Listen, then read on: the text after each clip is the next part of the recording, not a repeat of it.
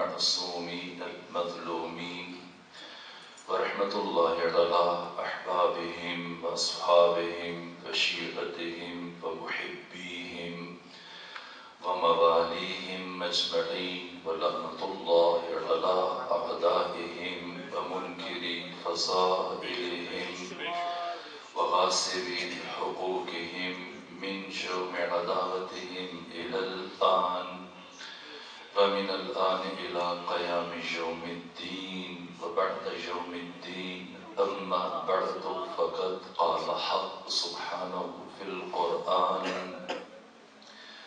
بسم الله الرحمن الرحيم إنا أعطيناك الكوثر فصل لربك وانحر إن شأنك هو الأبتر صلوات بجيغان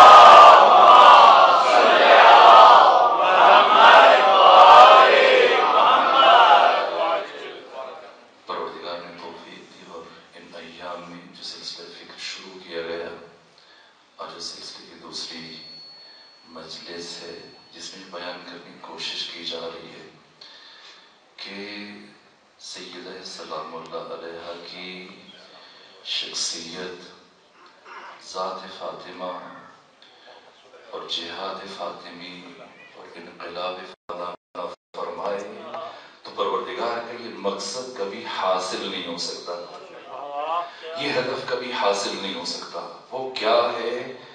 بی بی کی شخصیت کا محور، وہ اساس اور بنیاد، جس اساس، بنیاد اور محور کی بنیاد پر ہم جناب سیدہ کے فضائل کا فلسفہ بھی سمجھ سکتے ہیں، ان فضیلتوں کے راز بھی سمجھ سکتے ہیں اور ان فضیلتوں کا باہمی ربط اور اس ہدف کے ساتھ ان فضیلتوں کا ربط، اس کا بھی ادراک کر سکتے ہیں۔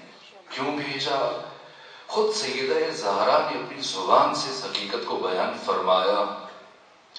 ایک دن جب بی بی علیل ہیں، بیمار ہیں اور سردیوں کے ایام ہیں اور بیماری کے باوجود، بخار کے باوجود بی بی چکی پیس رہی ہیں، اس حالت میں کہ آپ کے ہاتھوں میں چھالے ہیں، وہ بمشکل یہ فریضہ سر انجام دے رہی ہیں، اور جب اس سے فراغت ہوئی، چکی پیس چکی، اناج آمادہ کر لیا، تو اب اٹھی اور ٹھنڈے پانی سے وضو کیا، پھر چاہے نماز پہ کھڑی ہو گئی۔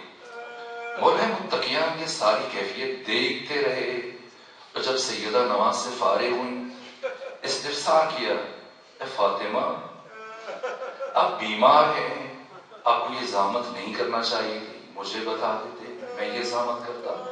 اور بیماری کی حالت میں آپ نے چکی بھی سی اور پھر پانی گرم نہیں کیا، نہ کسی سے کہا، ٹھنڈے پانی سے آپ نے وضو کیا، نماز پڑھی۔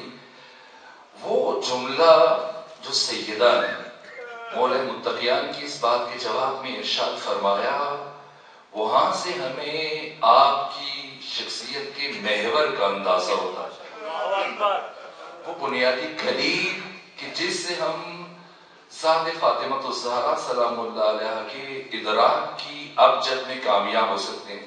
کیا جواب دیا؟ امیر المومنین، اے ابن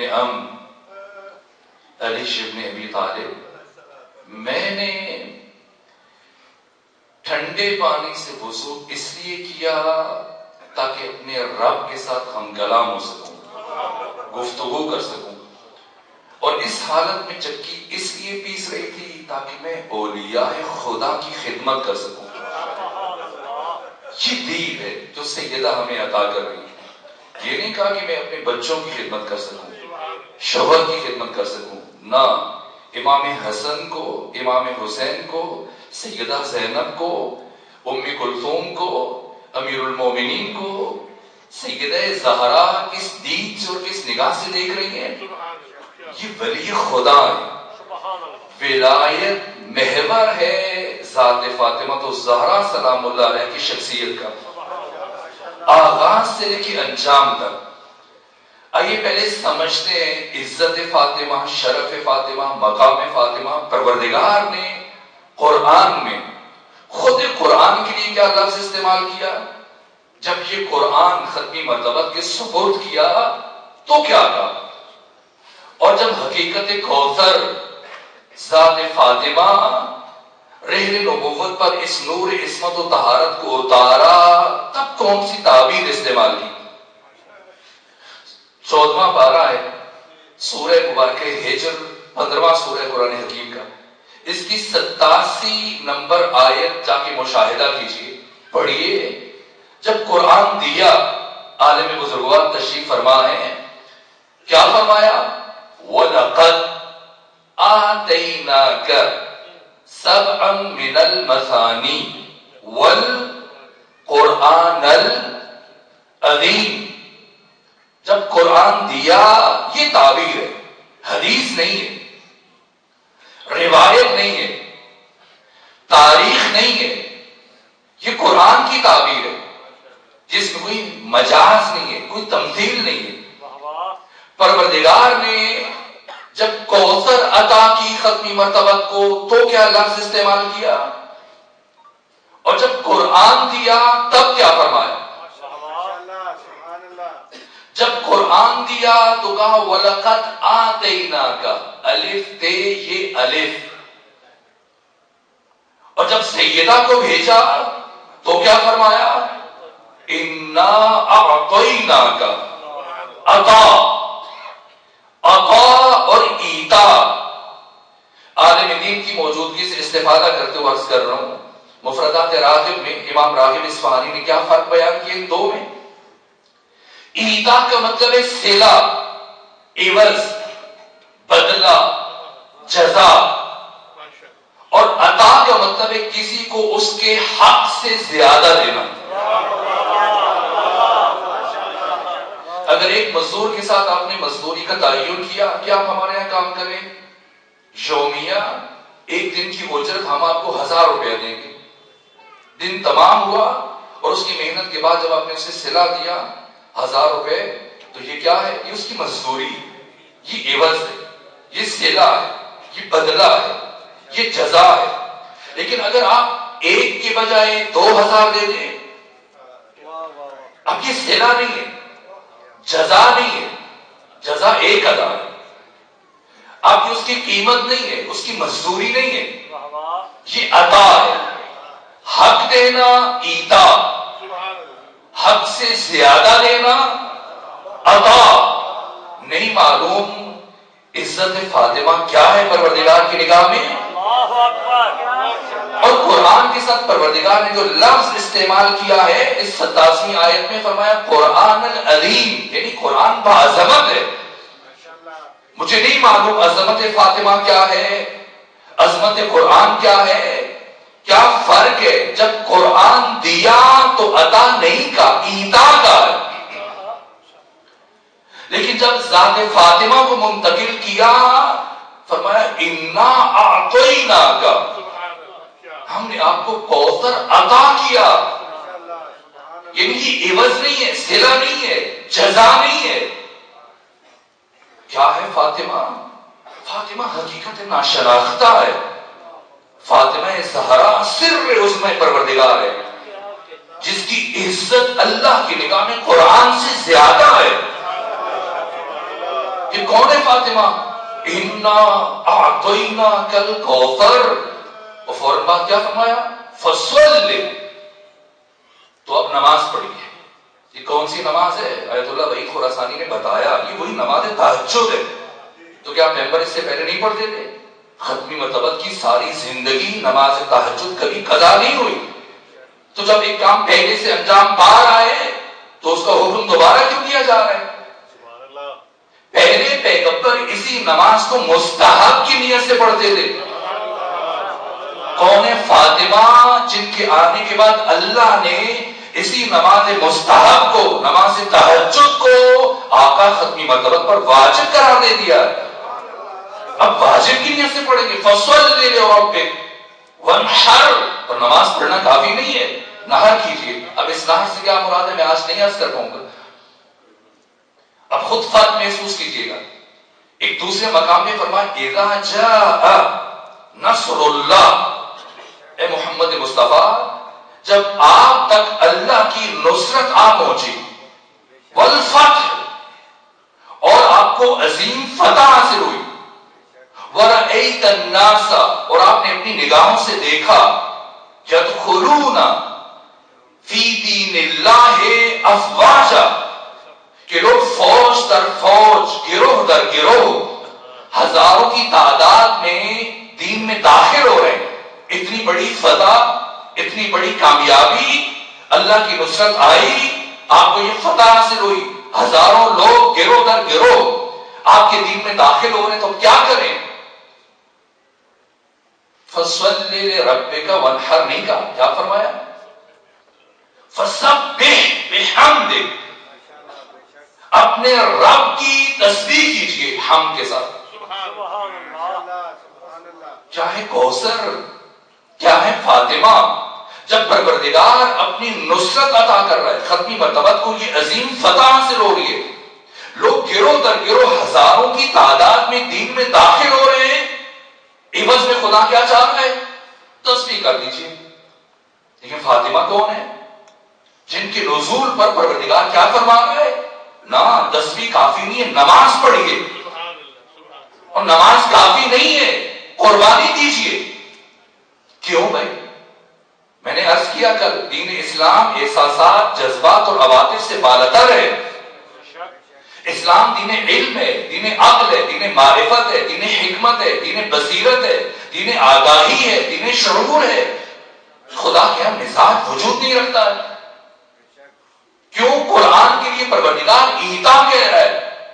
کیوں فاطمہ زہرا کے لیے قرآن عطا کہہ رہا ہے؟ کیوں فتح مبین، اس عظیم کامیابی پر جب لوگ ہزاروں کی تعداد میں گروہ در گروہ دین میں داخل ہو رہے ہیں، خدا کہتے ہیں تسبیح پڑھ لیجیے۔ یعنی ہزاروں لوگوں کا دین میں آنا خدا کے نزدیک اتنی اہمیت رکھتا ہے کہ تسبیح کر دیں بس۔ لیکن فاطمہ زہرا کا اس زمین پہ آنا ختمی مرتبت پر نماز سے تہجد کو واجب کر رہا ہے۔ کیوں؟ کیا فلسفہ ہے، کیا حکمت ہے؟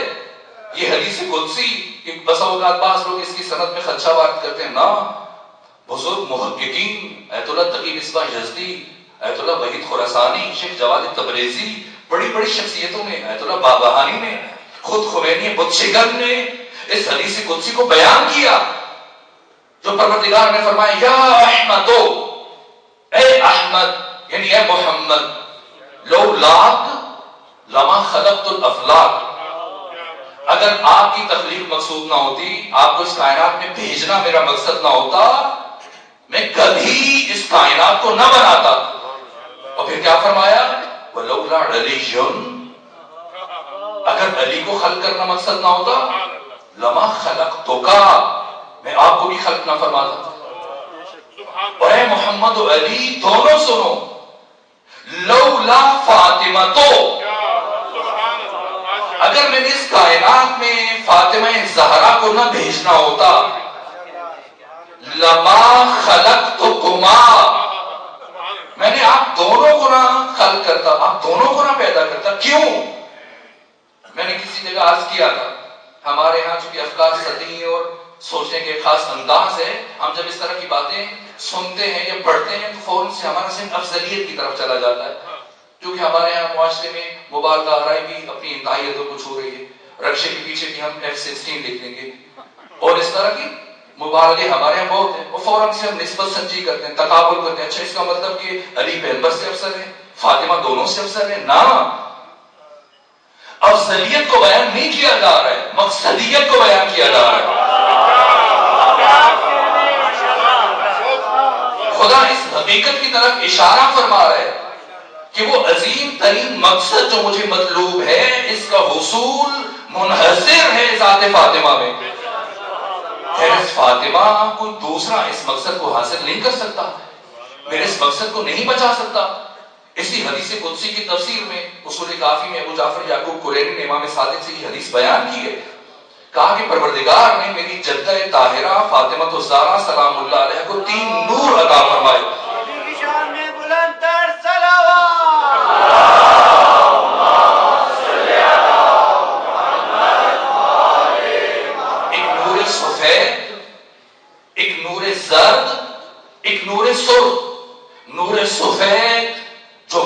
طلوع ظاہر ہوتا ہے، نور سرخ جو وقت غروب ظاہر ہوتا ہے، اور نور زرد جو وقت ضحا زوال سے پہلے ظاہر ہوتا ہے۔ نور سفید سے مراد نور نبوت و رسالت ہے، نور سرخ سے مراد نور امامت و ولایت ہے، اور نور زرد سے مراد نور عصمت و طہارت ہے۔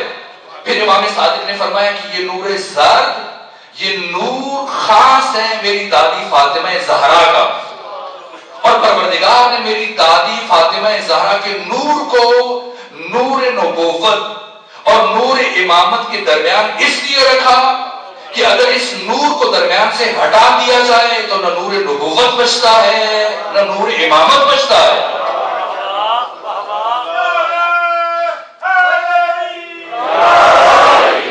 فقیہ ہیں، مرجع گزرے ہیں، محقق ہیں، مفسر ہیں، نہج البلاغہ کے مفسر ہیں، قرآن کے مفسر ہیں، سیف سجادیہ کے آیت اللہ فضل اللہ کمپانی، بہت عظیم شاعر ہیں۔ کیا کلام کا کہ عصمت و داوری نبوت، اگر نبوت فاطمہ، جنت و کوثری نبوت، اگر نبوت فاطمہ، ہیچ پیمبری نبوت، اگر نبوت فاطمہ، کوئی نبی نہ آتا اگر اللہ نے فاطمہ کو نہ بھیجنا ہوتا۔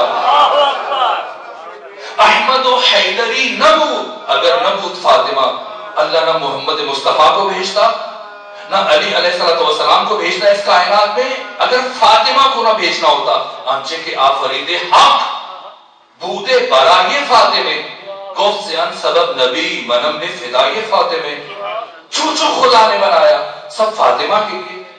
اس لیے ختمی مرتبہ کہا کرتے تھے کہ میری جان فاطمہ زہرا پر قربان ہو جائے۔ کون ہے فاطمہ؟ کیوں ماں کہا گیا ہے؟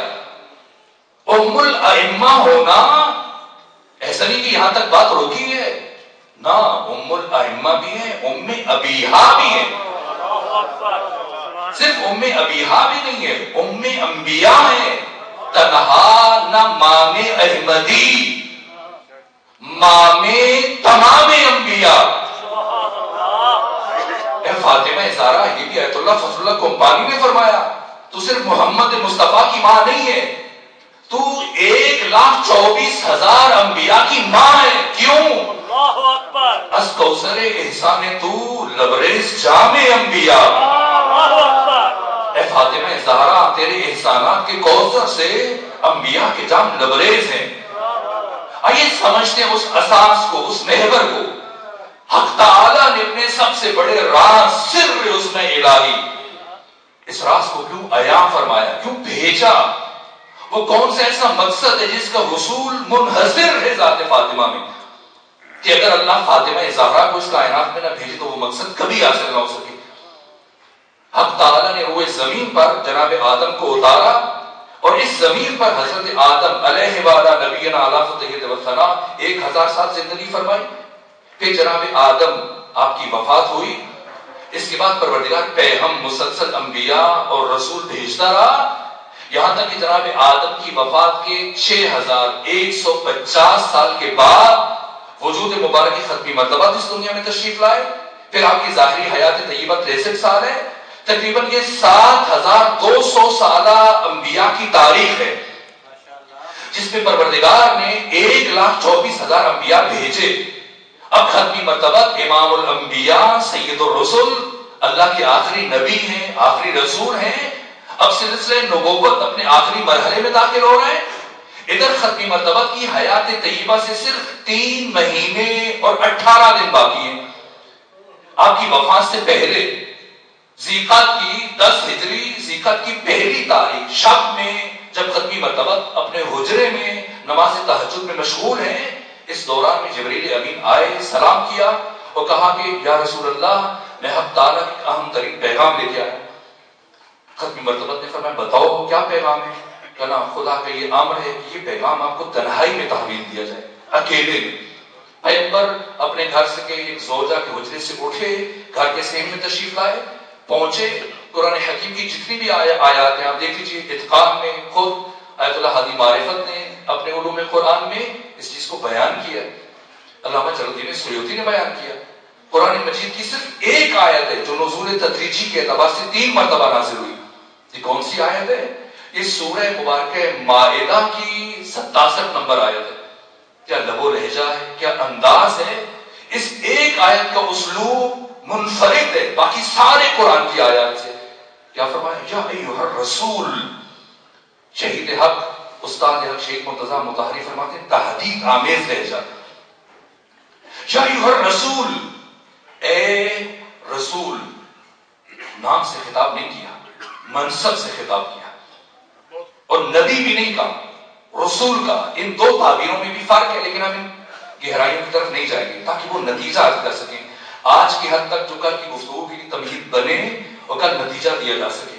یا ایھا الرسول بلغ ما انزل الیک من ربک. اے رسول پہنچا دیجئے اسے جو آپ کے رب کی طرف سے آپ پر نازل کیا گیا.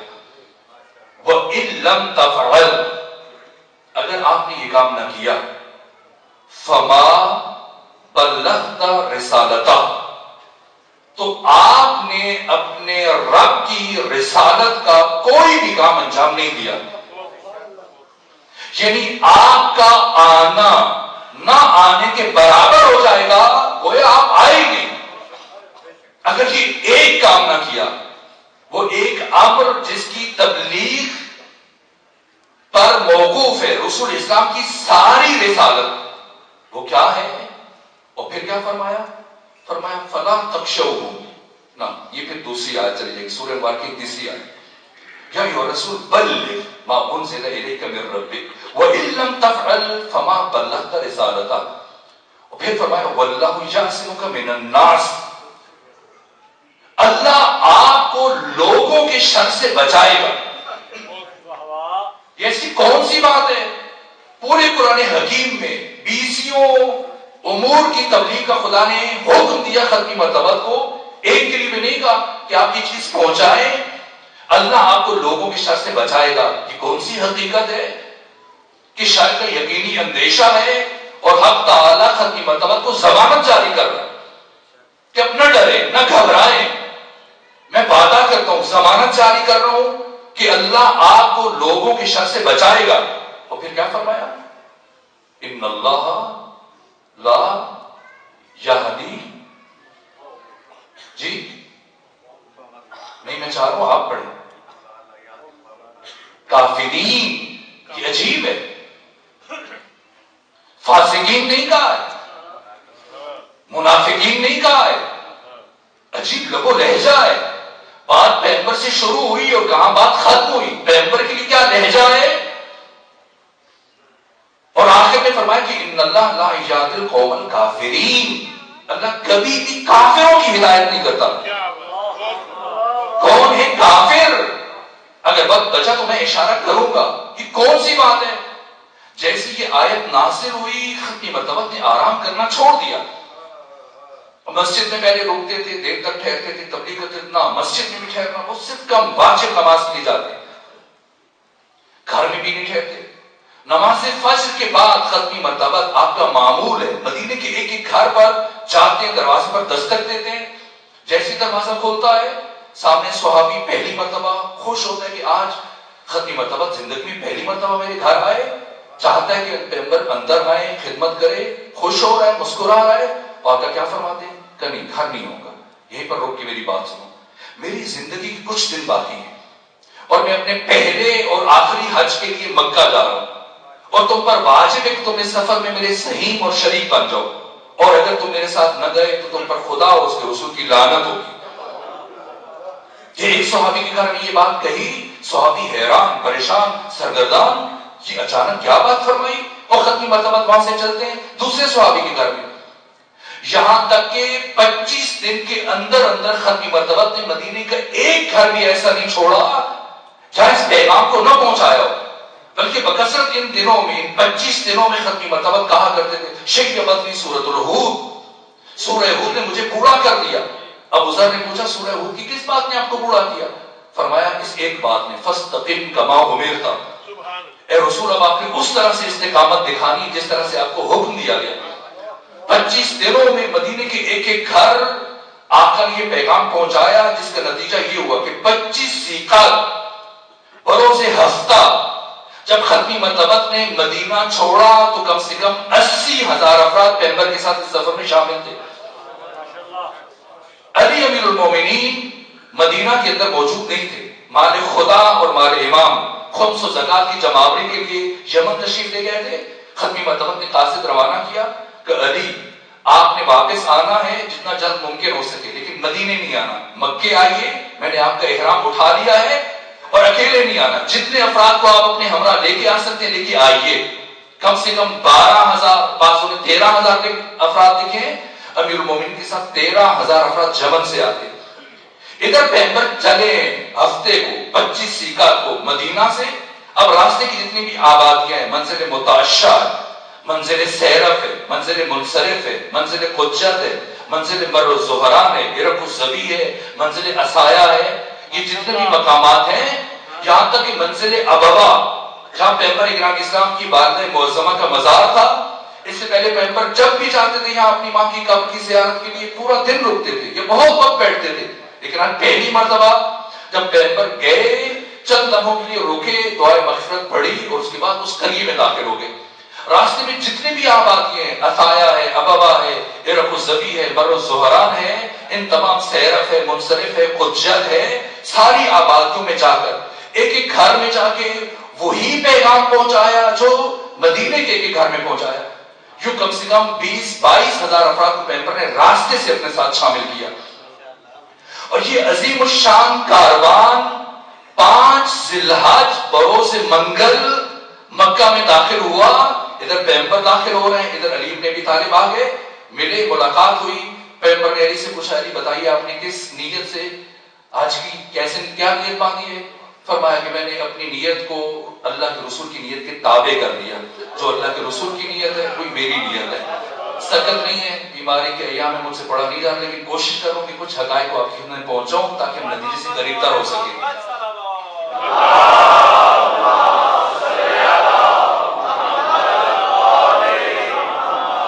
شاید آپ ایسے صلوات پڑھیں گے تو مجھ سے مزید نہ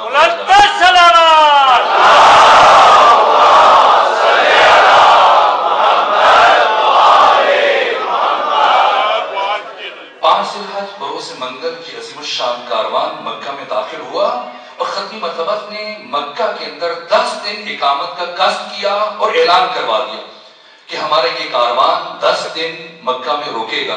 ان 10 دنوں میں حج کے مراسم ادا کیے گئے اور 15 ذی الحج کو اعلان کیا گیا کہ کل صبح یہ کاروان ایک خاص مقام کے لیے روانہ ہوگا.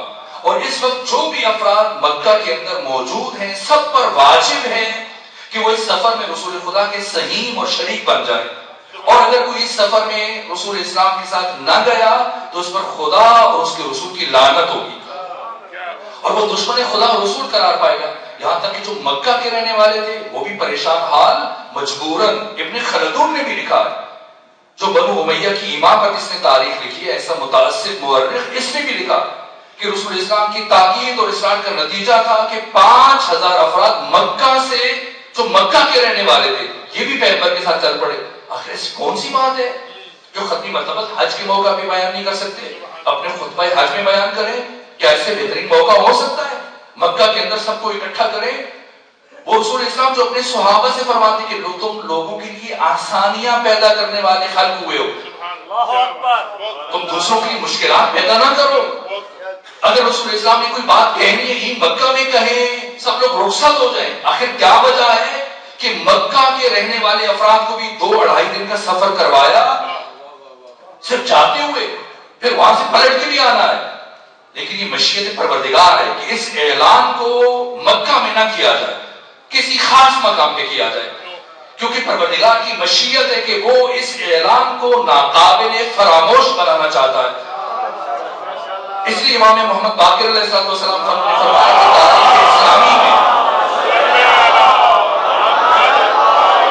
اور تاریخ انسانیت میں کوئی بھی اعلان غدیر کی طرح سے نہیں کیا گیا. 16 ذی الحج کی صبح میں یہ کاروان مکہ سے چلا اور 18 ذی الحج کی صبح میں یہ پہنچتا ہے میدان خون غدیر.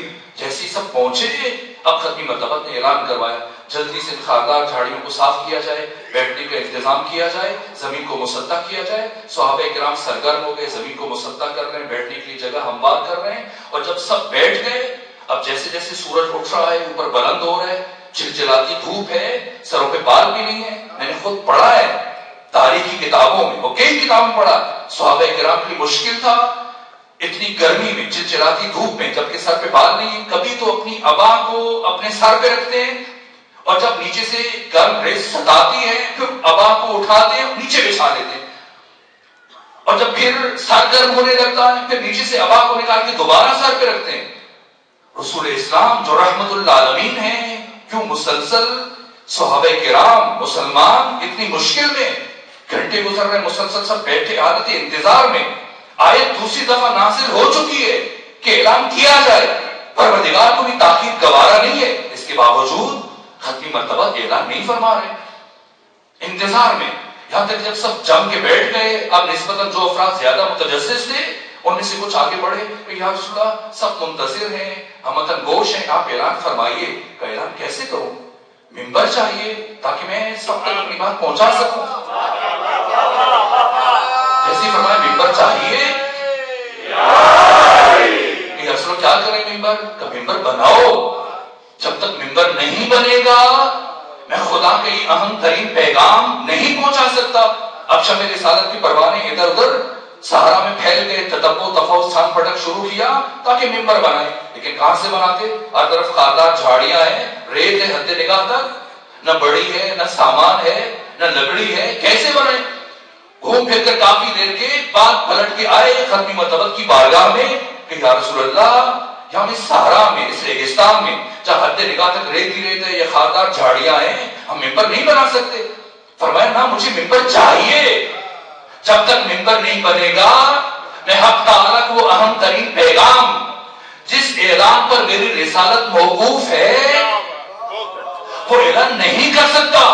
جاؤ کوشش کرو، منبر بناؤ۔ دوبارہ رسول اسلام کی تاکید اور اصرار کے نتیجے میں چلے گئے، ڈھونڈنا شروع کیا، تتبع تفوض شروع کیا، تلاش بسیار کے باوجود جب ہار کر پلٹ کے آئے اور آ کر سب نے اپنی عجز، ناتوانی اور درماندگی کا احساس اور اظہار کیا، یا رسول اللہ یہ منبر کہاں سے بنے؟ یا ریت ہی ریت ہے۔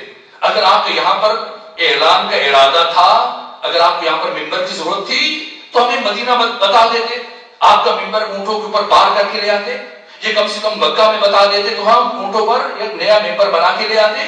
یا اس صحرا میں، اس ریگستان میں، اس ویرانے میں جہاں حد نگاہ تک ریت ہی ریت ہے، ہم منبر کہاں سے لائیں؟ ایک مرتبہ ختمی مرتبہ نے دیکھا جب سب صحابہ کرام آپ کے عزیز شمع رسالت کے پروانے ایک نا امیدی اور ناتوانی کا اظہار کر رہے ہیں، اپنے ذوق کا اعتراف کر رہے ہیں۔ پوچھا اچھا تم ممبر نہیں بنا سکتے؟ کہا نہیں بنا سکتے۔ کہ پھر ایسا کرو، یہ جو تمہارے شتر ہیں اونٹ، ان کے پالان اتارو۔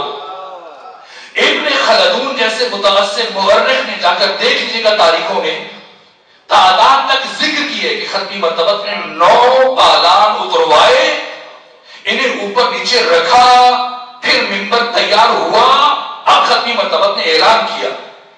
اس سے پہلے کہ میں اس اعلان کی طرف اشارہ کروں، میں دست ادب جوڑ کر روح رسول سے یہ استفسار کرتا ہوں، یا رسول اللہ آپ رحمت للعالمین ہیں، آپ اپنے پیروکاروں کو یہ درس دیتے کہ دوسروں کو تکلیف نہ دو، اذیت میں نہ رکھو، آپ خود سراپا رحمت ہیں، کیوں اتنی دیر سے اپنے عزیزوں کو، ان مسلمانوں کو، چاہنے والوں کو، شمع رسالت کے پروانوں کو گرم ریت کے اوپر بٹھا کے رکھا؟ جب چلچلاتی دھوپ انہیں اذیت کر رہی ہے ان کے جسموں کو، اگر آپ کو اندازہ تھا کہ آپ کے بغیر منبر نہیں بنا پائیں گے اور آپ ان پالانوں کا منبر تیار کرنا ہے، تو جیسے پہنچے تھے صبح صبح ان لمحات میں ان پالانوں کا منبر تیار کروا کے آپ اپنا خطاب کرتے، خدا کا پیغام پہنچ جاتا اور آپ کی زحمت تمام ہو جاتی۔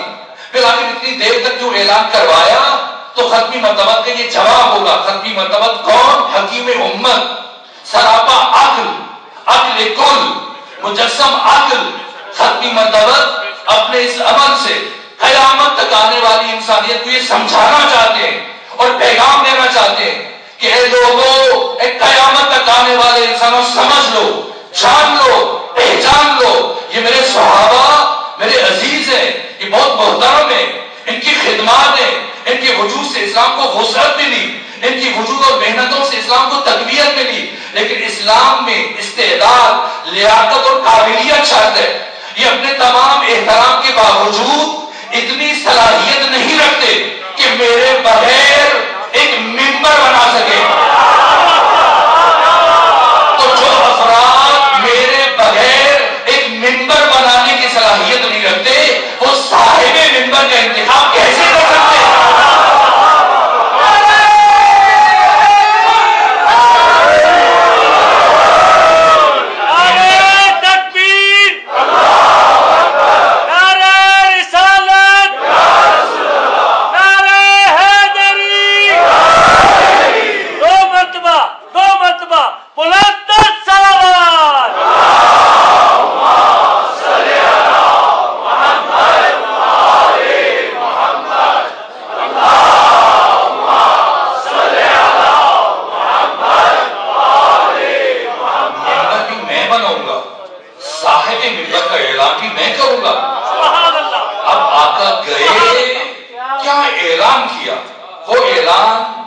پروردگار نے ایک دوسری آیت اتاری، یہ آیت بھی سورہ مبارکہ مائدہ کی ہے، تیسری آیت ہے، تیسری آیت کا آخری حصہ۔ کیا فرمایا؟ اس اعلان کے بعد سمجھنا کہ اعلان کیا ہے۔ اگر ہم نے اس اعلان کو درک نہ کیا، کبھی بھی قیام فاطمی کا، تحریک فاطمی کا، جہاد فاطمی کا مقصد نہیں سمجھ پائیں گے، روح درک نہیں کر پائیں گے۔ کیا اعلان کیا؟ ایسا اعلان جس کے بعد خدا نے آیت اتاری، اليوم یئس الذین کفروا من دینکم۔ آج کے دن، اس اعلان کے بعد کافر آپ کے دین سے مایوس ہو گیا۔ کیا ہوا غدیر میں؟ کون سا اعلان ہوا کہ جس اعلان کے ہونے کے بعد قرآن یہ فرما رہا ہے کہ آج کافر مایوس ہو گیا؟ اور اگلی بات کیا فرمائی پروردگار نے؟ فلا تخشوہم، اے رسول، اے مسلمانوں، اب ان کافروں سے نہ ڈرنا، وخشون، مجھ سے ڈرنا۔ یہ عجیب نہیں ہے؟ یہ بزرگوار تشریف فرما ہے یہاں پر۔ مثلا مجھے یہی مثال ذہن میں آیا کرتی ہے، یہاں آپ کی خدمت میں حاضر ہوتے ہوئے جادگاہ حسین اس مقدس مقام پہ جب آ رہے تھے، فرض کر لیجیے، فلسفہ مثال تقریب ذہن، ہماری سواری یہاں پر کسی مومن کی سواری کے ساتھ ٹکرا جائے، کہ خود کسی مومن کے ساتھ ٹکرا جائے، اور پھر اس مومن کو غصہ آئے اور اس کے ساتھیوں کو بھی کہ کیسے پڑھنے والے ہیں، خطیب ہیں، پڑھنے والے ہیں، لیکن اتنا اندازہ نہیں ہے کہ گاڑی کیسے چلائی جاتی ہے، تو غصے میں اور طے کریں کہ آج کے بعد جہاں بھی نہیں آنے دینا اس عالم کو، اس طالب علم کو، اس خطیب کو، اب ہم یہ یہاں نہیں آنے دیں گے، اور سارے مومنین بھی اس مومن کے ساتھ مل جائیں۔ اور یہ بزرگوار اٹھے اور مجھ سے کہیں کہ آپ پریشان نہ ہوں، یہ جتنے بھی مومنین ہیں یہ سب میرے عزیز ہیں، قریبی دوست ہیں، میرے رشتہ دار ہیں، میرے چاہنے والے، میرے جاننے والے ہیں، میں آپ کو ضمانت دیتا ہوں ان میں سے کوئی آپ پر غصہ نہیں کرے گا، آپ اطمینان سے آیا کریں، پریشان نہ ہو، کوئی آپ کو نقصان نہیں پہنچائے گا، کسی سے نہ ڈرے، بس مجھ سے ڈرے۔ عجیب نہیں ہے؟ وہ انسان جو سب کی نسبت ضمانت جاری کر رہا ہے کہ ان میں سے آپ کو کسی ایک سے بھی ڈرنے کی ضرورت نہیں ہے، بس مجھ سے ڈرے، یہ کیسی ضمانت ہے؟ روز غدیر پروردگار نے رسول کو اور مسلمانوں کو کیا ضمانت جاری کی کہ اس اعلان کے بعد کافر مایوس ہو چکا ہے، اب کافروں سے ڈرنے کی ضرورت نہیں ہے، مجھ سے ڈرو۔ اليوم یئس الذین کفروا من دینکم فلا تخشوہم واخشون۔ اب دوسری بات، اليوم اکملت لکم دینکم، آج کے دن میں نے تمہارے لیے تمہارا دین مکمل کر دیا۔ وَأَتْمَمْتُ عَلَيْكُمْ نِعْمَتِي، شیخ مطالعی نے فرمایا کہ دو تعبیریں بہت عجیب ہیں، جب نعمت کہا تب کیا کہا، اور جب دین کہا تب کیا کہا۔ دین کی نسبت مسلمانوں کی طرف دی اور نعمت کی نسبت پروردگار نے اپنی طرف دی کہ آج کے دن میں نے تمہارے لیے تمہارا دین مکمل کیا اور اپنی نعمت، یہ عجیب تعبیر ہے قرآن کی، اپنی نعمت تمام کی، اور آج کے دن یہ اسلام کی باتیں کرنے والے کیا قرآن کیا فرما رہے ہیں؟ وَرَزِيتُ لَكُمُ الْإِسْلَامَ دِينًا، آج کے دن میں نے اسلام کو پسندیدہ دین قرار دیا۔ اس اعلان سے پہلے اسلام اس مقام پہ نہیں آیا کہ اللہ کی نگاہ میں پسندیدہ دین قرار پا سکے۔ کیا ہوا غدیر کے دن؟ کون سا اعلان کیا ختمی مرتبت نے جس سے کافر مایوس ہوا، جس سے اللہ راضی ہوا، جس سے نعمت تمام ہوئی، جس سے دین مکمل ہوا؟ کون سا اعلان؟ کیا علی علیہ السلام کی ولایت کا اعلان ہے؟ کیا فرماتے ہیں؟ غدیر میں کون سا اعلان ہوا جس سے کافر مایوس ہوا، جس سے دین مکمل ہوا، جس سے نعمت تمام ہوئی، جس سے اللہ راضی ہوا؟ کون سا اعلان؟ علی کی ولایت کا۔ کہ علی کی ولایت کا اعلان اس سے پہلے کبھی نہیں ہوا؟ کتنی مرتبہ ہوا؟ سب سے زیادہ پیغمبر نے اپنی زندگی میں جس حقیقت کا اعلان کیا وہ علی علیہ السلام کی ولایت ہے۔ اگر آپ جمہور کے پاس جائیں، سواد اعظم کے پاس، اور جا کر ان کے اکابرین اور بڑے بڑے علماء، خواہ وہ دیوبندی ہیں، بریلوی ہیں، اہل حدیث ہیں، کسی بھی مسلک سے ان کا تعلق ہو، جا کے استفسار کیجئے کہ بتائیں آپ جسے ختمی مرتبت کا جانشین مانتے ہیں، اس کی جانشینی اور خلافت پر آپ کے پاس کیا دلیل ہے؟ تو سارا زور علمی صرف کرنے کے باوجود وہ ایک سے زیادہ دلیل دینے کی صلاحیت نہیں رکھتے۔ چلے جائیے کسی کے پاس، پوچھیں بڑے بڑے علماء سے، کیا دلیل کہ فلاں نے ختمی مرتبت کی حیات میں آخری دنوں میں جب پیغمبر اکرام اسلام جمعرات کے دن بیمار ہوئے اور پیر کے دن آپ کی وفات ہوئی، ان 4 دنوں میں جمعرات، جمعہ، ہفتہ اتوار، ان 4 دنوں میں ایک مرتبہ نماز پڑھائی؟ ثابت نہیں ہے۔ 13 روایتیں ہیں، سب آپس میں ٹکرا رہی ہیں، اور اگر نماز پڑھانا ثابت ہو جائے تب بھی نماز پڑھانا دلیل خلافت نہیں ہے۔ لیکن اس کے علاوہ جمہور اور سواد اعظم کے بڑے بڑے علماء اکابرین آپ کو کوئی ایک دلیل دینے کی بھی صلاحیت نہیں رکھتے۔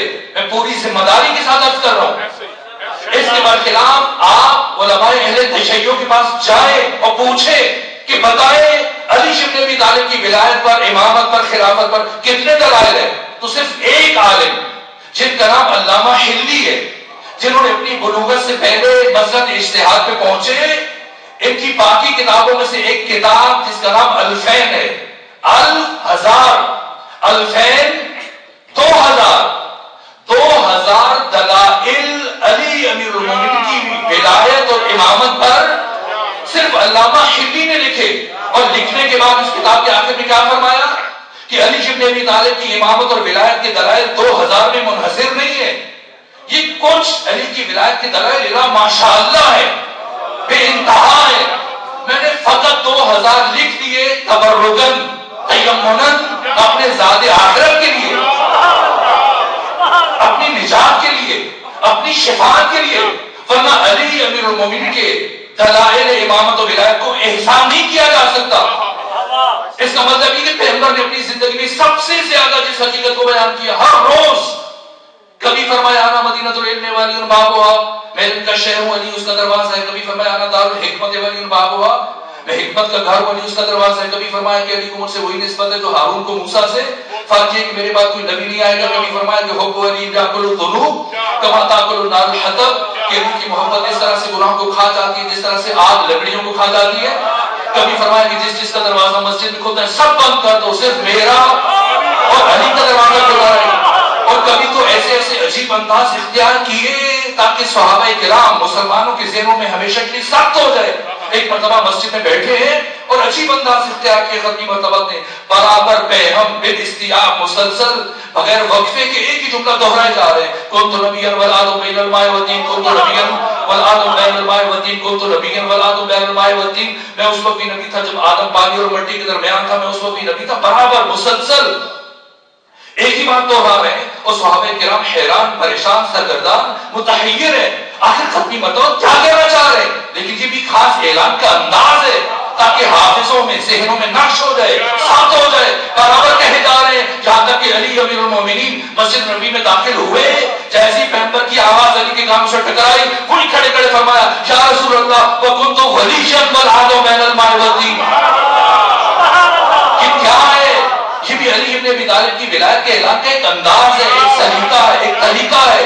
पैगंबर इकराम इस्लाम हर रोज किसी न किसी अंदाज में अली की विलायत को, अली की फजीलत को, अली की इज्जत को, अली के शरफ को, अली के मकाम को मुख्तलिफ लफ्जों से, मुख्तलिफ अंदाज से बयान कर रहे हैं, ताकि अगर मेरी एक हदीस उम्मत तक न पहुंचे तो दूसरी पहुंच जाए, मेरे एक फरमान उम्मत की समझ में न आए तो दूसरा समझ में आ जाए। और कभी कभी जब इस जाविये दीन से इंसान खत्मी मतलबत की सीरत का मुतारा शुरू करता है तो उसे यूं लगने लग जाता है कि पैगंबर गिरामी इस्लाम आए ही अली इब्न अबी तालिब की विलायत का ऐलान करने के लिए।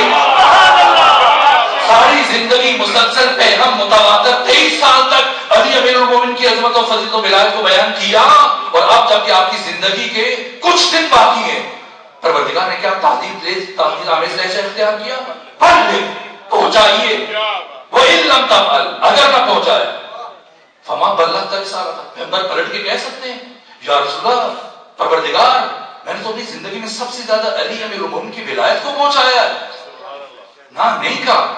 इसका मतलब ये है कि मैदान गदीर में सिर्फ अमीरुल मोमिनीन की विलायत बयान नहीं हुई। क्या बात।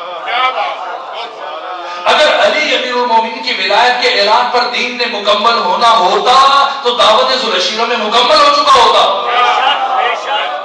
जब पैगंबर इकराम इस्लाम ने फरमाया कि मन युवाज़िरुनी फी हाज़िल अम्र व अखी व वसीयी व खलीफती मिन बादी, जो भी इस अम्र रिसालत में मेरी मदद, एआनत, रुसत और ताईद करेगा वो मेरा जानशीन है, मेरा वसी है, मेरा खलीफा है। कौन उठा सिवाय अली के? तो उसी दिन दावत ज़ुल-अशीरा में आगाज़ रिसालत में अली की विलायत का ऐलान हो गया। उसके बाद फिर हर रोज, तो क्यों दीन मुकम्मल नहीं हुआ? क्यों नेमत तमाम नहीं हुई? क्यों अल्लाह राजी नहीं हुआ? क्यों काफिर मायूस नहीं हुआ?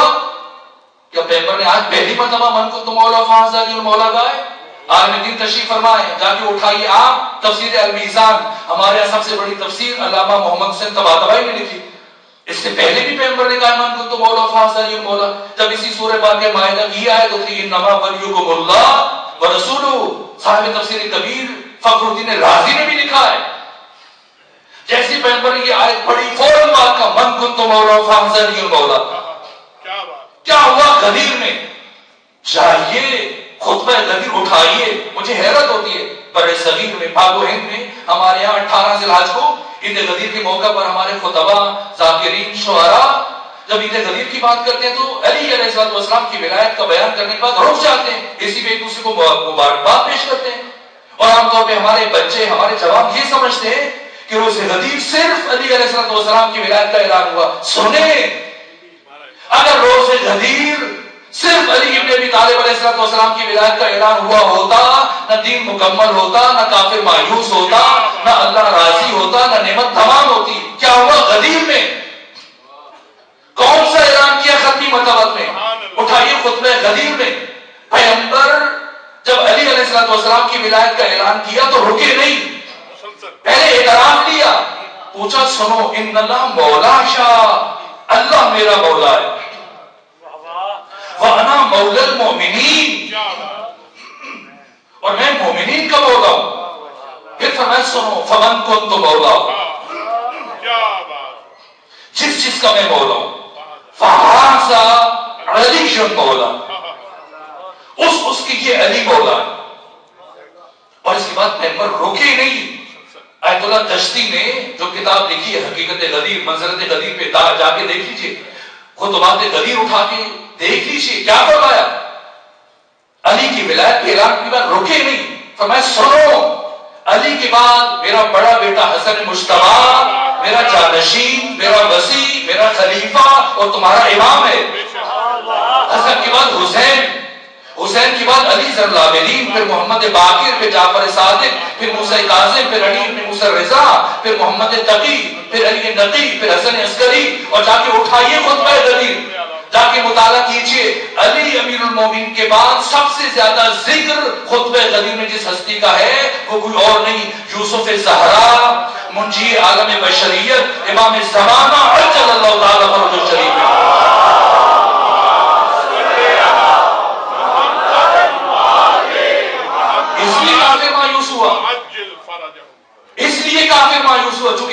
خیال کر رہے کہ ابھی پیغمبر بوڑھے ہیں، کچھ دنوں کے بعد مر جائیں گے، پھر خلافت ہم تک آ جائے گی، اور اگر علی تک خلافت چلی بھی گئی تو علی کو یا تو ہم قتل کر دیں گے، راستے سے ہٹا دیں گے، اور اگر علی زندہ رہتا بھی 10 سال 15 سال 20 سال وہ حکومت کریں گے، پلٹ کر بلاخر کی حکومت ہمارے پاس آئے گی۔ لیکن جیسی میدان خم غدیر میں پیغمبر نے خدا کے حکم سے علی کے بعد علی کی 11 بیٹوں کی قیادت، سیادت، امامت، راہبری اور ولایت کا اعلان کیا، اب کافر مایوس ہوا،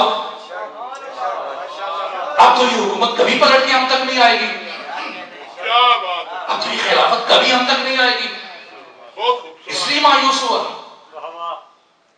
اليوم يئس الذين كفروا من دينكم فلا تخشوهم، اے مسلمانوں اب تمہیں کافروں سے ڈرنے کی ضرورت نہیں ہے۔ کیوں ضرورت نہیں ہے کافروں سے ڈرنے کی؟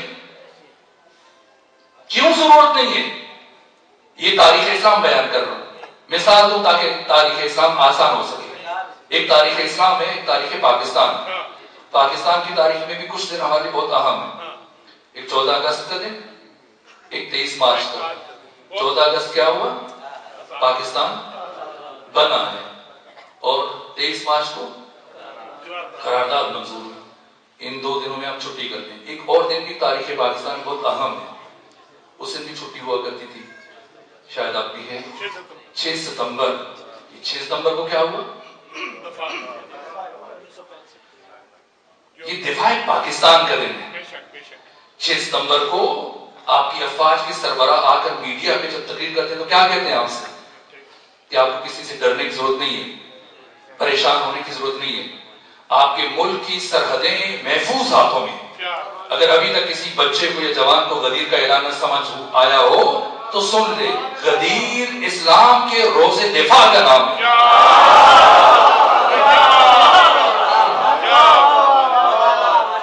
کیوں؟ پروردگار نے فرمایا کہ اب جب علی کے بعد، پیغمبر کے بعد علی اور علی کے 11 بیٹے جب دین کو ایسے وارث اور ایسے مدافع اور محافظ عطا ہو جائیں، پھر اس دین کو اور ان مسلمانوں کو کسی کافر سے ڈرنے کی ضرورت نہیں ہے۔ فخشو، مجھ سے ڈرو۔ مجھ سے ڈرو کیا مطلب؟ یعنی میرے بنائے ہوئے قوانین سے ڈرو، اور میرا قانون یہ ہے کہ میں اپنے ہوئے قوانین، بنائے ہوئے قوانین کی خود بھی مخالفت نہیں کرتا، اور میرا اصول یہ ہے کہ اگر میری کسی نعمت کی قدر نہ کی جائے تو میں اس نعمت کو واپس لے لیا کرتا ہوں۔ میری جتنی بھی نعمتیں تھیں، سکت نہیں، اور مجھے اندازہ ہے کہ وقت تمام ہو چکا ہے، لیکن اسی نقطے پر ختم کر رہا ہوں، باتیں ادھوری رہ گئی، مجھے افسوس ہے، لیکن اس نقطے پر پہنچ کے بات سمیٹ رہا ہوں۔ جتنی بھی نعمت تھی، فرمایا نا آج کے دن میں نے نعمت کو تمام کر دیا۔ یہ نعمت کیا ہے؟ جناب نعمان بن ثابت، امام اعظم، امام ابو حنیفہ، جب ایک ملاقات ہوئی منصور دوانقی کے دربار میں، 40 سوال پوچھے گئے منصور دوانقی کی امام پر، امام نے جو جواب دیے آپ کے علم میں، 40 سوالوں کے جواب دیے۔ پھر اس کے بعد 2 سال کے بعد جب امام ابو حنیفہ مدینے آنا ہوا اور جس طرح سے ملاقات ہوئی، اس کی جزیات آپ کے علم میں، امام نے بھی 40 سوال پوچھے۔ پہلے تو ملاقات سے انکار کیا تھا، پھر 40 سوال پوچھے، اور ایک سوال کیا پوچھا؟ آخری سوال کہا کہ امام ابو حنیفہ، جناب ابو حنیفہ، یہ بتائیے کہ قرآن کی جو آیت ہے ثم لتسألن یومئذ عن النعیم، کہ قیامت کے دن نعمتوں سے متعلق سوال کیا جائے گا، بتائیے کون سی نعمتیں ہیں جن سے متعلق قیامت کے دن سوال کیا جائے گا؟ کہ یہی جو ہم کھاتے ہیں، پیتے ہیں، پہنتے ہیں، استعمال کرتے ہیں۔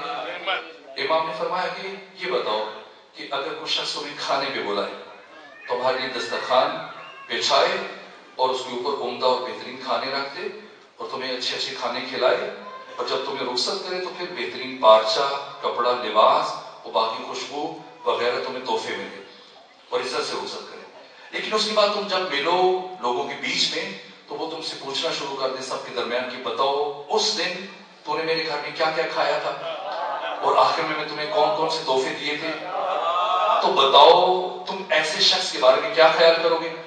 تو میں یہی سوچوں گا بہت کم ظرف آدمی ہے، بہت کمینہ آدمی ہے، کہ اب بتاؤ خدا کے بارے میں کیا خیال ہے؟ کیا تم یہ سمجھتے کہ پروردگار دنیا میں تمہیں یہ نعمتیں دے گا اور پھر قیامت کے دن تمہیں سب میں کھڑے گا کہ پوچھے گا کہ بتاؤ کون کون سی نعمتیں دی؟ تو پھر بتائیے وہ کون سی نعمت ہے جس سے متعلق قیامت کے دن سوال کیا جائے گا؟ فرمایا سنو اور ہوشیار ہو جاؤ، وہ نعمت ہم محمد و آل محمد کی ولایت کی نعمت ہے۔ اور پروردگار قرآن میں کیا فرما رہے ہیں؟ اليوم اکملت لکم دینکم واتممت علیکم نعمتی، آج کے دن میں نے نعمتیں تمام کر لی، یعنی میرے پاس جتنی بھی نعمتیں تھیں ساری کی ساری روز غدیر تمام شد تھی۔ آپ جاتے ہیں زیارت کے لیے، ایران عراق جاتے ہیں، ایران میں روٹیاں گھروں میں نہیں بنتی، وہ نان بھائی باہر روٹی بناتے ہیں، اس اینٹوں پہ بناتے ہیں، اس پہ پتھروں پہ بناتے ہیں، سنگریزوں پہ بناتے ہیں، لوہے بناتے ہیں، لواش ہے، بربری ہے، سنگر ہے، مختلف قسمیں۔ ممکن آپ میں سے کسی زائر نے لائن میں کھڑے ہو کے وہ روٹی خریدی ہوگی۔ اگر کبھی ایسے اتفاق ہوا تو بتائیے کہ آپ لائن میں کھڑے ہو روٹی لینے کے لیے، اور جب آپ کی باری آئے یا آپ سے کچھ پہلے نام بھائی کہے کہ ختم ہو گیا روٹی، کبھی ایسے اتفاق ہوا؟ لیکن ہم چونکہ سارا سال رکے، ہمیں ایسا اتفاق ہوا، کئی مرتبہ ایسے ہوا، جب باری آئی تو نان بھائی نے کہا ہاں جاوا لیکن تمام شو خلاص یلہ تمام شو ختم ہو گئے، جاؤ۔ روز غدیر پروردگار نے مسلمانوں سے یہی کہا کہ میرے پاس جتنے بھی نعمتیں تھیں میرے خزانے میں، علی سے لے کے مہدی تک یہ سارے ہادی میں نے تمہارے سپرد کر دیے، یہ میری نعمتیں تمام ہوئی، لیکن آپ میری بات غور سے سنو، میرے یہ قانون ہے، فَلَا تَخْشَوْهُمْ، جب ایسے ہادی اور وارث دین کو عطا ہو جائیں تو پھر تمہیں کافروں سے ڈرنے کی ضرورت نہیں ہے، لیکن مجھ سے ڈرو، یعنی میرے بنائے ہوئے قوانین سے ڈرو، اور میرا بنایا ہوا قانون یہ ہے کہ اگر میری کسی نعمت کی قدر نہ کی جائے تو میں اسے واپس لے لیتا ہوں۔ یعنی ساتھ ہی امام زمانہ کی غیبت کو بھی بیان کر دیا، اور آپ پڑھیے خطبہ غدیر میں پیغمبر گرامی اسلام نے امام زمانہ کی دونوں غیبتیں بیان کی، اور فرمایا یہ دوسری غیبت پہلی غیبت سے زیادہ طولانی دار ہوگی۔ کیا کیا امت نے؟ نعمتیں دی پروردگار نے، پہلے علی جیسی نعمت امت مسلمہ کو عطا کی، کیا کیا امت نے؟ 25 سال پیغام علی ابن ابی طالب خون کے آنسو بہاتے رہے، اور جو 5 سال کے لیے حکومت پہ آئے، خلافت سنبھالی، کیا کیا گیا؟ جیسے خلافت سنبھالی جنگیں شروع ہوئی، جنگ جمل سے فارغ ہوئے تو پھر جنگ صفین، پھر آخر میں جنگ نہروان، اور 40 ہجری میں عید کے بعد رخصت ہو گئے، چوتھی جنگ لڑنی تھی امیر شام کے خلاف، تو عید سے پہلے ہی آپ کو زہر دلوا دیا گیا۔ کتنے افراد امیر المومنین کی جنازے میں شامل تھے؟ آپ کی امامت کا آغاز کیسے ہوا؟ سوائے امام سجاد کے کس امام کی امامت کا آغاز ایسے ہوا جیسے علی کی امامت کا آغاز ہوا؟ گلے میں رسی ڈالی گئی۔ دوسرے امام کے ساتھ کیا کیا گیا؟ ڈھونڈیے تاریخ بشر میں کوئی ایسا جنازہ جو گھر سے نکلنے کے بعد دوبارہ واپس آیا اور اس جنازے میں تیر پیوست ہو، مگر اللہ کی دی ہوئی نعمتوں کے ساتھ یہ سلوک کیا جاتا؟ تیسری نعمت حسین ابن علی، امت نے کیا سلوک کیا؟ 3 دن تک حسین ابن علی کا جنازہ بغور کفن کربلا کے ریگستان میں پڑا تھا۔ چوتھی نعمت کے ساتھ کیا کیا امت نے علی صلی اللہ علیہ وسلم کے ساتھ؟ کسی امام کی امامت کا آغاز ویسے نہیں ہوا جیسے علی صلی اللہ علیہ وسلم کی امامت کا آغاز ہوا۔ خون کے آنسو بہاتے رہے پیغام، 5ویں امام، 6ٹھے امام، امام صادق کے گھر کو 3 مرتبہ منصور دوانکی نے آگ لگائی۔ وہ سینہ جو علوم و معارف اہل بیت کا خزینہ تھا، اسی کو زہر دیا گیا اور اسی سینے کے ٹکڑے کٹ کٹ کے باہر آئے۔ امام موسیٰ کاظم زندگی کا بڑا حصہ زندانوں میں گزر گیا۔ وہ کون سے امام ہے؟ پہلی شخصیت ہے تاریخ انسانی میں، تاریخ اسلام میں، کہ زنجیروں میں جکڑا ہوا جنازہ قبر میں اتارا گیا، پردیس میں شہید ہو گئے۔ امام علی ابن موسیٰ رضا پردیس میں شہید ہو گئے۔ امام محمد تقی، کیا عمر ہے امام محمد تقی کی؟ وقت شہادت 25 سال، مگر کیا یہ دنیا سے جانے کی عمر ہے؟ امام علی نبی علیہ السلام کی کل عمر 39 سال 40 سال ہے. امام حسن عسکری کی کل عمر 28 سال ہے. 3 اماموں کی عمر ملائے تو آج ہمارے ایک فرد کی عمر بنتی ہے.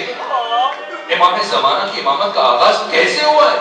ہم سمجھتے ہیں صرف سیدہ زہرا کے رخسار پہ تماشا لگا ہے. جب امام زمانہ کو ڈھونڈنے کے لیے آئے تھے، تلاش کر رہے تھے، آپ کی والدہ معظمہ کے رخسار پر اسی طرح سے تماشے مارے گئے.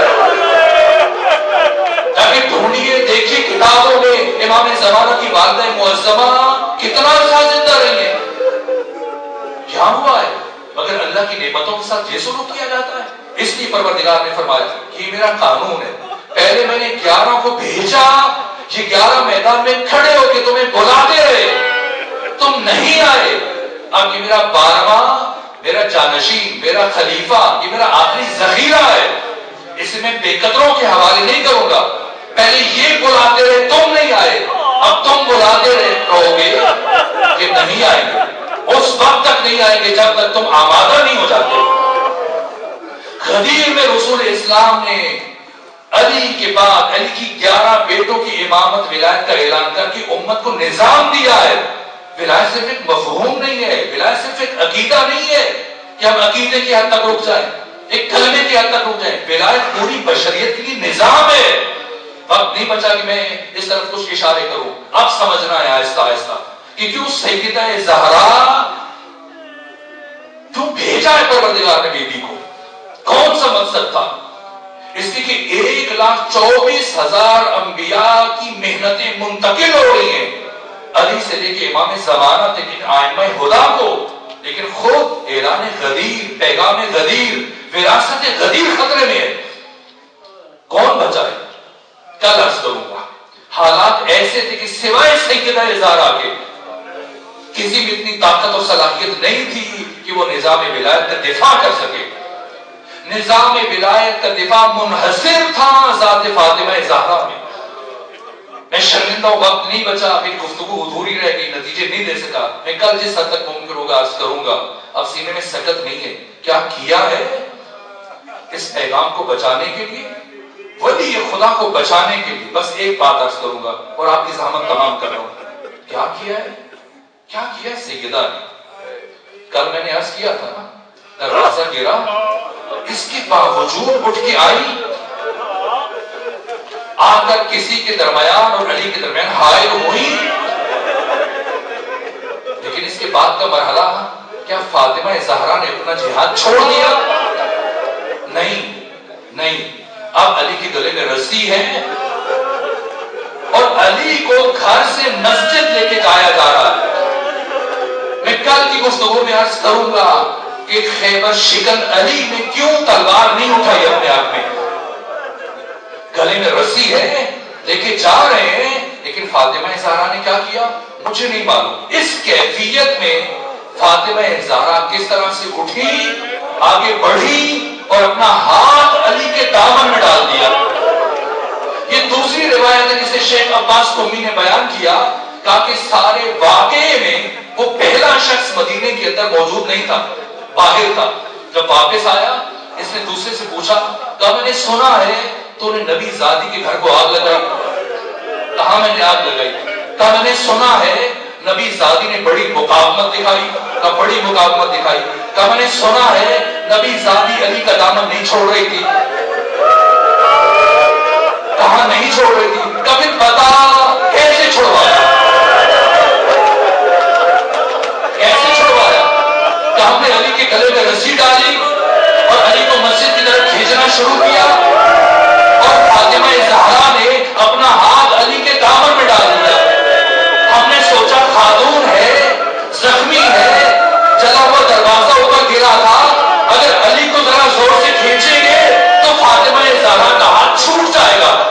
لیکن نبی زادی نے اتنی مضبوطی سے علی کے دامن کو پکڑ رکھا تھا کہ ہم جیسے جیسے علی کو کھینچ رہے تھے، نبی زادی علی کے ساتھ کھینچتی چلی جا رہی. اب بتا کیسے چھڑوایا، کیسے چھڑوایا؟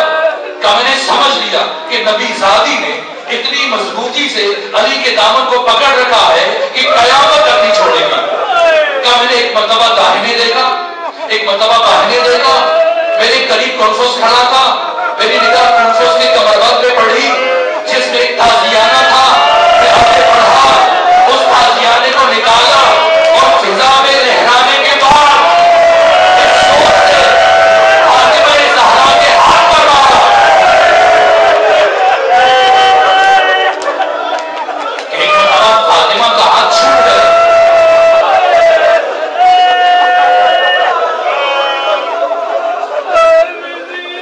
میں نے سوچا اب فاطمہ علی کے پیچھے نہیں آ پائے گی. سن رہے آپ, مجلس سن رہے, مسائل سن رہے. ایران میں, تہران میں, حسینی ارشاد میں ہمارے استاد حسین انصاریان بی بی کی شہادت کی مجلس پڑھ رہے تھے. مفسر قرآن ہے, صحیفہ سجادیہ دیار عاشقان کے مفسر ہیں. 7 جلدوں میں لکھی تفسیر صحیفہ سجادیہ کی. عارف ہے, حکیم ہے, فلسفی ہے, فقیہ ہے. مسائل پڑھ رہے تھے بی بی کے شہادت کے موقع پر. وہ مجلس تمام ہوئی اور اس کے بعد وہاں پر لنگر تقسیم ہوا اور کھانا تھا. تو استاد حسین انصاریان بھی باقی مومنین کے ساتھ بیٹھ گئے, کھانا کھانے لگ گئے. وہ کافی وقت گزر گیا. جب کھانا کھا کے فارغ ہو تو محسوس کیا کہ اسی حسینیہ امام بارگاہ میں ایک مومن ابھی تک بیٹھ کے مسلسل اڑ جائے. اٹھے اور چلتے ہوئے اس مومن کے قریب پہنچے اور جا کر پوچھا کہ اے مومن بتا, آج جو میں نے مسائل پڑھے وہ کون سا جملہ ہے جو تجھے ابھی تک رلا رہا ہے؟ کہ استاد حسین انصاریان, آج آپ نے اپنے مسائل میں پڑھا کہ بی بی فاطمہ زہرا کی پسلیاں ٹوٹ گئی. استاد میں ہڈیوں کا ڈاکٹر ہوں اور میں یہ جانتا ہوں جب کسی انسان کی پسلی ٹوٹ جاتی ہے اس کے لیے سانس لینا مشکل ہو جاتا ہے. اور آپ نے کہا کہ بی بی اس سارے مرحلے کے بعد 75 یا 95 دن زندہ رہی. میں سوچتا ہوں بی بی کیسے زندہ رہی؟ اگر یہ کیفیت آپ کے ذہنوں تک پہنچی ہو تو سنیں جہاد فاطمہ, سنیں کیا کیا ہے فاطمہ زہرا نے, کس طرح سے انبیاء کی محنتوں کو بچایا, کس طرح سے اعلان غدیر کو بچایا, کس طرح سے پیغام ولایت کو بچایا. کیا کیا اس حالت میں جب سانس لینا مشکل ہو, فاطمہ زہرا اب چلتے ہوئے علی کے پیچھے پیچھے مسجد جا رہی.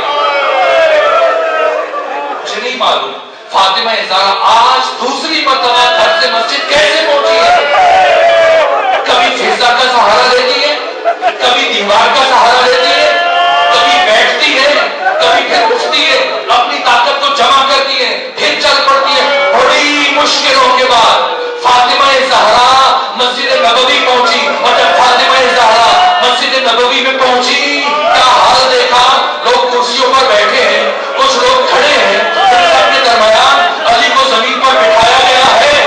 علی کے گلے میں رسی ہے, ایک شقی کے ہاتھ میں تلوار ہے. وہ علی سے مطالبہ کر رہا ہے, علی بیعت کرو ورنہ تمہارا سر تمہارے تن سے جدا کر دوں گا.